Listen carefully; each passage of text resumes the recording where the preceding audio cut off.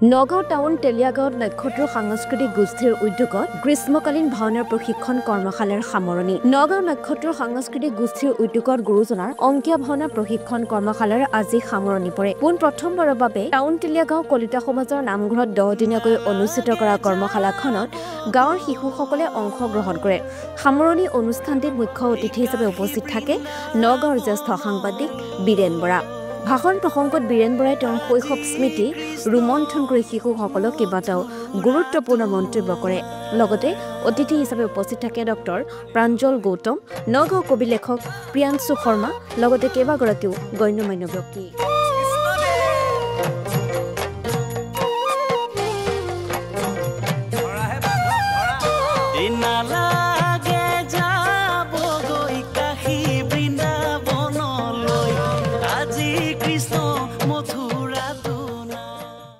যোৰহাট বা মাজুলীলৈ গৈছা তেতিয়াহ'লে দেখিবা যে তোমালোকৰ দৰে শিশুৱে তেওঁলোকে নিজে নিজে এখন নাট পৰিচালনা কৰিব পৰা তেওঁলোকৰ সেই ধৰণৰ যি আমি কেপাচিটি কওঁ বা তেওঁলোকৰ সেই যি প্ৰশিক্ষণ এতিয়া ইতিমধ্যে তেওঁলোকে কৰিছে। ফুল বাদনৰ ক্ষেত্ৰতে কওঁ বা আন আন যি ভাওনাৰ লগত জড়িত যিসমূহ আমাৰ দেৱবাদ্য আছে তেওঁলোকে সুন্দৰকৈ বজাব আৰু শিকিব পাৰিছে।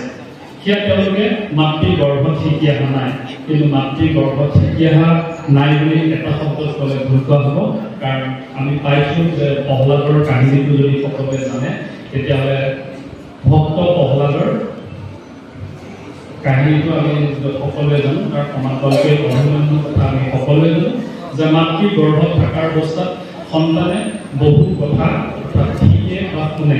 সেইকাৰণে আমাৰ আজিকালি শিশু এই যে প্ৰথমে কৈছোঁ মই অভিভাৱকক এইটো কাৰণে ধন্যবাদ জনাইছোঁ যে শিশুৰ হাতত বন্ধৰ সময়ত মোবাইলটো এৰি দি তেওঁলোকে এনেদৰে আপোনালোকক এইখন মঞ্চলৈ আগবঢ়াই লৈ আহিছে।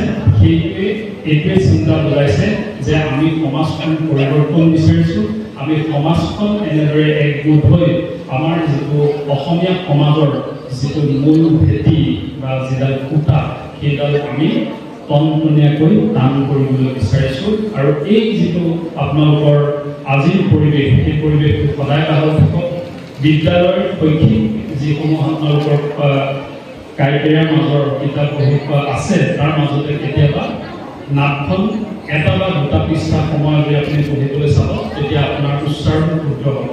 বৰ্জাৱলী ভাষা সংস্কৃত যদিও সকলোৱে নাজানে, কিন্তু বৰ্জাৱলী ভাষাটো গুৰুজনে এনেকৈ দিছে যে কোনেও মেট্ৰিক পাছ নকৰা এজন নপঢ়া নুশুনা আখৰ নিচিনা মানুহো কিন্তু শুনি শুনি ভাগৱত পঢ়িব পাৰে।